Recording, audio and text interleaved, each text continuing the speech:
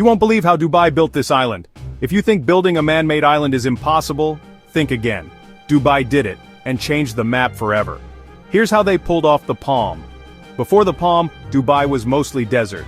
But they wanted to draw the world's attention, so they decided to build a massive island, in the shape of a palm tree, right out in the sea.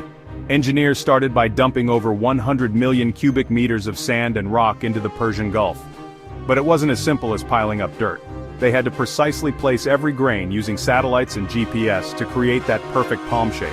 To protect it all from waves, they built a giant crescent-shaped breakwater made from 7 million tons of rock, by hand. Imagine moving rocks the size of cars, one by one, in the middle of the ocean.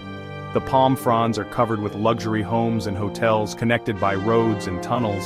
It's now one of the world's most iconic and most photographed places. So next time you see a picture of Dubai's Palm, remember, it's not just a pretty photo, it's a feat of human ambition and engineering.